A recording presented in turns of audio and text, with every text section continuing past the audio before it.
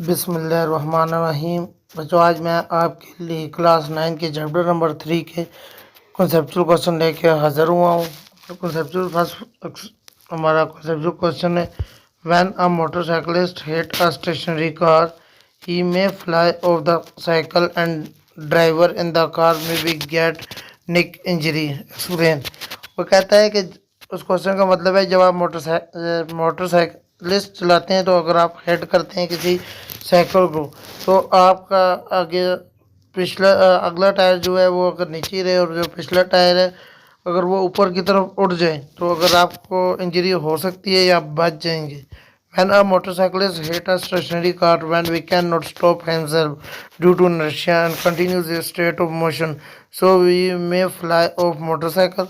वो कहता है जब मोटरसाइकिल के साथ आप हिट करेंगे किसी कार को तो आप रुक नहीं सकते क्योंकि आप कंटिन्यूस मोशन में रहेंगे क्योंकि इनर्शिया में ये आता है। सो ही मे बी फ्लाई ऑफ, तो आप ऊपर की तरफ उठेंगे तो मोटरसाइकिल और आपकी साइकिल भी उठ जाएगी। While the driver in the car is at rest, लेकिन ड्राइवर जो होगा वो रेस्ट की हालत में होगा। When the motorcyclist hit the car to the upper part of the driver want to stay the rest due to inertia. वो कहता है जब वो हिट करेगा कार को अपर पार्ट ऑफ जो ड्राइवर का होगा अपर पार्ट में वो स्टे करेगा रेस्ट की हालत में इनर्शिया में। But his lower move the car the force produce the collision, so the driver in the car get neck injury, तो उसको नेक इंजरी हो सकती है। क्वेश्चन नंबर 2 है इसका, in autumn when you shake a bunch the leaf are detect why. वो कहते हैं अगर ऑटम जब सर्दियाँ होती हैं तो मौसम में जब आप शेक करते हैं किसी दरख्त को तो वो डिटेक्ट हो सकते हैं या नहीं। when the tree in vacuous shaken, the tree in motion while the leaves are at rest due to inertia। वो कहता है जब आप ट्री को हिलाएंगे तो जो ट्री होगा वो मोशन की हालत में हो जाएगा लेकिन जो उसके पत्ते होंगे वो रेस्ट की हालत में होंगे क्योंकि वो इनर्शिया में है। The force act on the leaf, जो फोर्स एक्ट करेगी वो पत्तों के ऊपर करेगी। इन चेंजिंग द डायरेक्शन, जो उसकी डायरेक्शन को चेंज करेगी। And rest the leaf detracting from the tree, तो वो जो पत्ते होंगे वो दरख्त से अलग हो जाएंगे।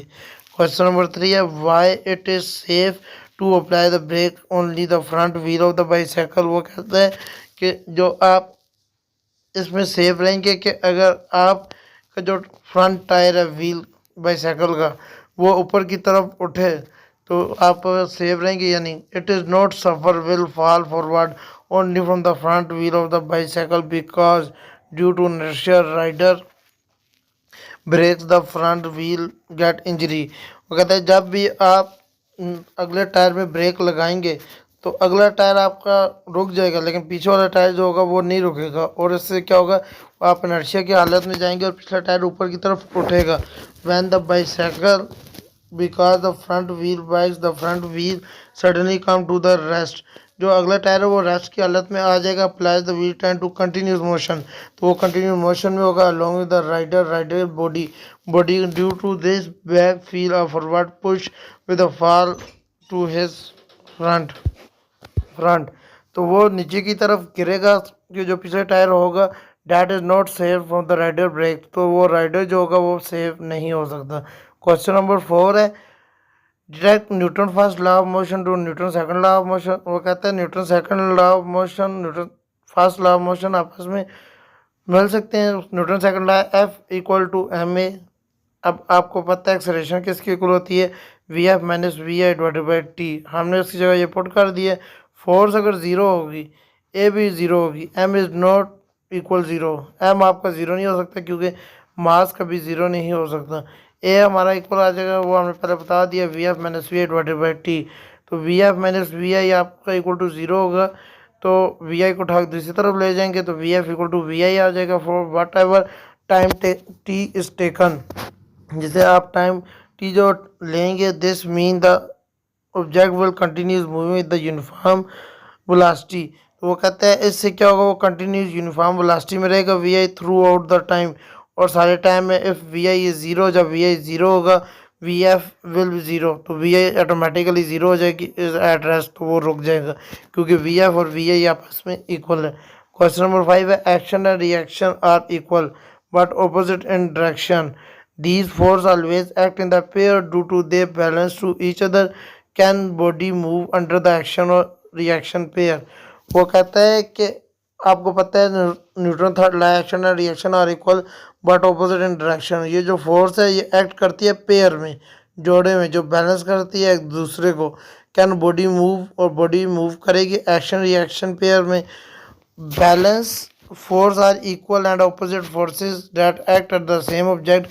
That why we can cancel out action, cancel out वो एक दूसरे को cancel कर देगी। Action reaction force are equal and opposite forces that act on different object. जो एक्शन और रिएक्शन होगा वो इक्वल होगा लेकिन ऑपोजिट फोर्सेस में डिफरेंट ऑब्जेक्ट में आ जाएगा। So they can not cancel out, तो लेकिन वो फिर एक दूसरे को कैंसिल नहीं करेगी क्योंकि वो दो बॉडीज में आ जाएंगी। No a body can not move under the action pair. जो बॉडी होगी वो कभी भी अंडर द एक्शन पेयर में काम नहीं करेगी। आगे क्वेश्चन नंबर 6 है। क्वेश्चन नंबर 6 में वो कहता है a man slip on the oily floor.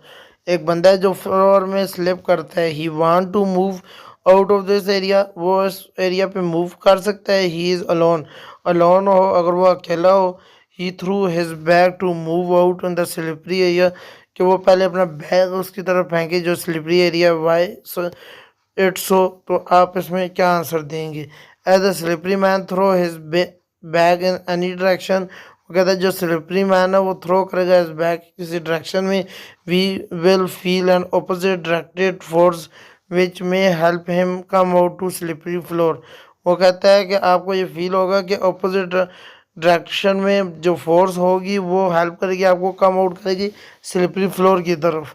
When a man slip on the oily floor, जो आदमी स्लिप होगा ओली फ्लोर में, ये मिनिमम फ्रिक्शन, क्योंकि बहुत कम फ्रिक्शन रह जाएगी between floor and the his feet, floor में और उसके पाँव में। He throw his bag to move out in the slippery area, पहले वो अपने बैग को फेंकेगा स्लिपरी एरिया में। When he throw bag in one direction, वो बैग को एक डायरेक्शन में फेंकता है। Then this is the action, ये एक्शन हो रहा है। अकॉर्डिंग टू थर्ड लॉ, जब थर्ड लॉ आता है मोशन एज अ रिएक्शन, जो उसका रिएक्शन होगा he will move opposite direction, तो वो मूव उसको कराएगा दूसरी डायरेक्शन में। So it is less friction, क्योंकि इसकी फ्रिक्शन बहुत कम है। आगे क्वेश्चन नंबर 7 है। How would you use Newton third law of motion and law of conservation momentum to explain motion of rocket? Motion of rocket में आप इसको एक्सप्लेन करें न्यूटन थर्ड लॉ को। Motion of rocket can be explain using Newton third law of motion, law of conservation of momentum. वो कहता है वो law of conservation of momentum जब आएगा, Newton third law of motion state every action and reaction are equal opposite reaction. Newton third law है कि हर एक action का ऑपोजिट रिएक्शन लाजमी होता है। Similarly when a rocket move, जब रॉकेट मूव करेगा it exert the action force, वो अपनी एक्शन फोर्स अप्लाई करेगा गैस की शक्ल में टू एक्सपेल दैम, और उसका जो गैस है वो एक्सपेल होगी, निकलेगी बैकवर्ड दूसरी डायरेक्शन में। Which is turn expert equal and opposite reaction. इससे आपको पता लगेगा कि वो इक्वल एंड ऑपोजिट रिएक्शन हो रहा है फोर्स का to move the rocket forward, जो रॉकेट को ऊपर की तरफ भेज रहे हैं। क्वेश्चन नंबर 8 है हमारे पास। Why the cricket batting gloves padded with the foam? वो कहता है जो क्रिकेट खेलते हैं लोग वो ग्लास के अंदर जो फोम है वो क्यों डालते हैं? When the batsman gloves are padded to form in order to increase the impact T time and thus decrease the influence of change in momentum batsman, and the rate of change in momentum is given by। वो कहता है जो batsman है वो pad करता है, उसके अंदर फॉर्म होती है order to increase the impact time, वो उसको इंक्रीज करता है इम्पैक्ट टाइम को, और डिक्रीज करता है इन्फ्लुएंस चेंज इन मोमेंटम, और वो इन्फ्लुएंस चेंज इन मोमेंटम को कर देते हैं द बैट्समैन हैंड, और उसके बैट्समैन के हाथ में कम फोर्स है।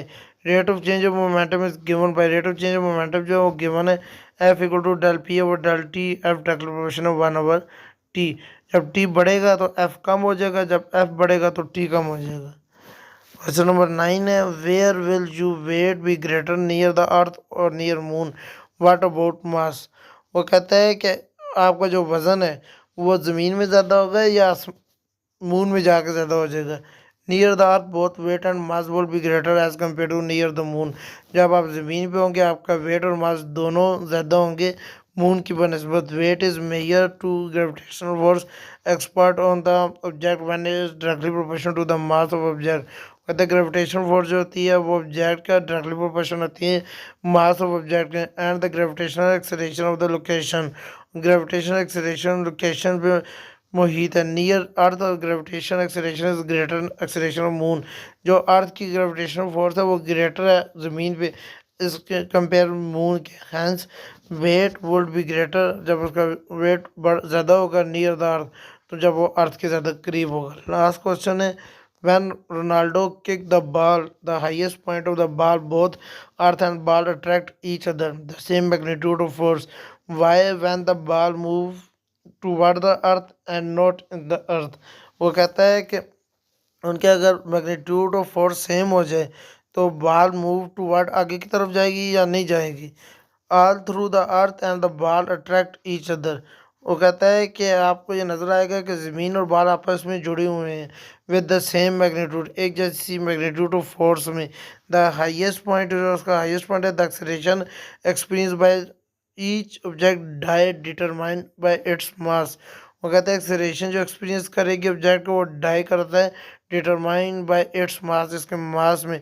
The earth has extremely large mass, जो अर्थ होती है उसका मास बहुत ज़्यादा है as compare to ball, ball की बनस्बत। So they will gravitation force between them is the same, जो ग्रेविटेशन फोर्स होती है वो एक जैसी होती है। The earth acceleration due to this force is negligible, जो एक्सेलरेशन ऑफ अर्थ है वो उसको वो निग्लिजिएबल कर देता है। मुझे उम्मीद है कि आपको ये क्वेश्चन समझ आए होंगे। मिलते हैं अगली वीडियो में, तब तक के लिए अल्लाह हाफ़िज़।